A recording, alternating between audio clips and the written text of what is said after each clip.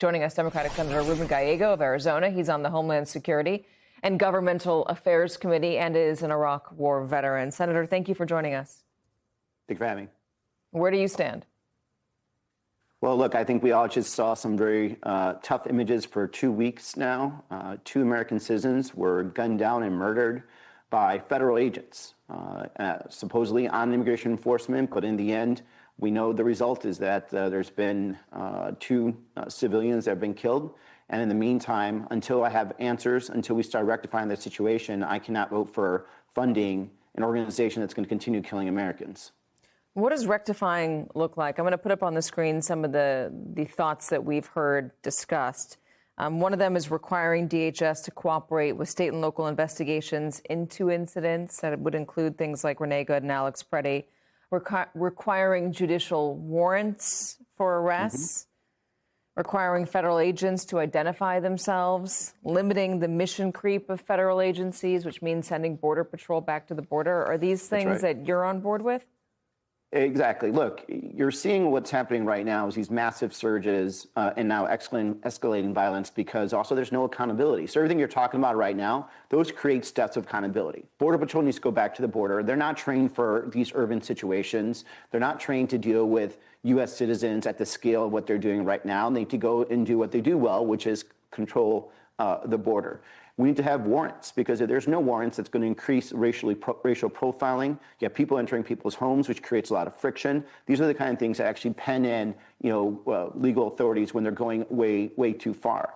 Lastly, we need them to get out of these cities. And why is that? We need to focus and have to actually have real enforcement that is based on the needs of immigration enforcement, not on the political needs. The only reason why you have 2,000 ICE agents in a city that only has about 600 police officers is for a political cause, and that's to create more drama. And that's not helping anybody. It's actually creating more chaos in our cities and not bringing more security. And that's the last thing we want the federal government to be doing.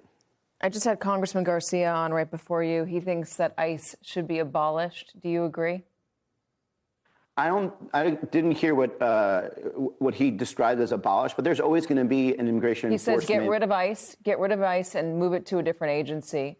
That it cannot There's always going to be reformed. Immigration enforcement. There's always going to be a deportation force in this country. We need to make sure that it's doing it correctly and it's doing it in a manner that it's not being used to go after U.S. citizens, right? So you can actually break down ICE and restart it and do it the right way, but make sure that it's doing it to its core competency, which is actively going after people that are here in this country illegally with criminal records, and they're not being used to go after Americans. But there will always be a deportation force in this country, and I think does it make you Congressman nervous Garcia to talk about abolishing ICE much in the same way some people might get nervous about the defund the police campaign that happened after George Floyd? I'm sorry, I didn't hear your question. But most importantly, what you need to do is to make sure that you have a immigration enforcement force that is focused on what it needs to be doing, which is what the American public wants, going after illegal immigrants that are here in this country, have committed major crimes. And what you see right now is something that it's not the case. It is ill-prepared. These men and women are poorly trained. They're being pushed and being political, the arms of Stephen Miller and Donald Trump. And there's a way for us to actually get, again, enforcement, real enforcement that brings security to this country without the type of violence that's occurring on our streets right now. What about impeaching Kristi Noem? Well, I mean, that's a House decision. If that comes to us in the Senate, I'll gladly be able to try it. I think it's ridiculous that someone like Kristi Noem just went out right away and basically called this poor victim a terrorist, a violent terrorist. That right there is impeachable. The fact that she didn't wait to see what the video that was coming out automatically said that this man was brandishing a weapon, which we now know is not true. She lied about a citizen to justify his murder, and that is not leadership. The president should ask for her resignation, but if not, I do think the House should impeach. We've seen a lot of just really ugly scenarios with Customs and Border Patrol, with ICE, obviously the 2 killings, but just a lot of confrontations, a lot of violence, a lot of chaos. In this moment, after Alex Preddy's death, it does seem like there is a different reaction among some of your Republican colleagues, even different from when Renee Nicole Good was killed. What do you think is going on? Well, I think a lot of it's political. I think they realize that, at first they were probably fine with, surging into Minnesota and trying to find as many illegal immigrants, as they said, as possible. When they realized that the Somali community that they were targeting are largely U.S. citizens, it created, some tension, I think, within ICE and has, caused this increase in violence. I don't know how this ends in terms of what Republicans are going to do, but the best solution is to work with us. Let's separate these funds. Let's fund the rest of the government. Let's negotiate something when it comes to the funding of ICE and DHS that does a couple of things. Number one, has warrants. Make sure that we have warrants before you go and arrest anybody. Does not allow racial profiling. Sends Border Patrol back to the border. And again, refocuses immigration enforcement to go after the criminals, to do it in a professional manner instead of these city suppression methods they're doing right now.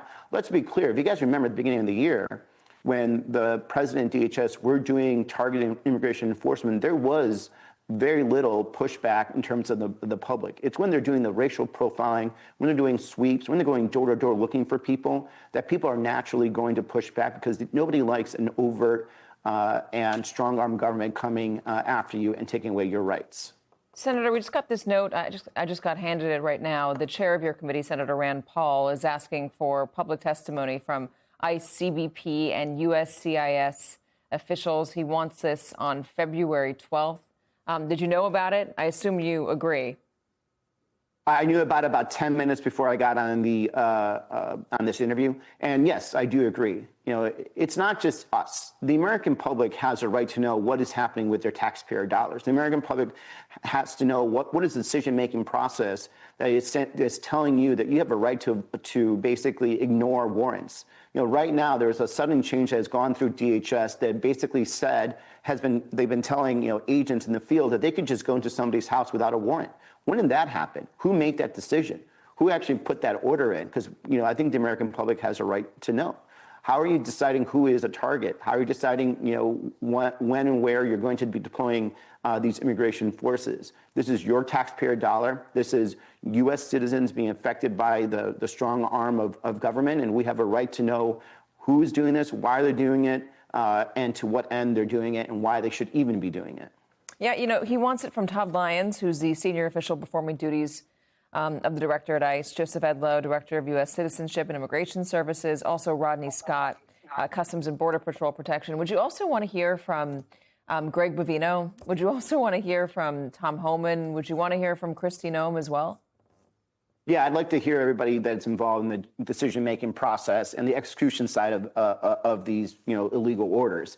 Bovino really talks all the time and seems to be not afraid to be on the camera. He should come and testify because I think he is part of the cause of this. Bovino needs to go back to the border. He's not trained to be dealing in American cities. He doesn't believe in individual rights of U.S. citizens, and I think needs to answer for a lot of the crimes that he has committed, as well as what the decision-making process. Where do these orders come from? Who decided that you can go into somebody's house without a warrant? And that's a very big violation of the Constitution of the United States. And I think we all have a right to know, where this is coming from.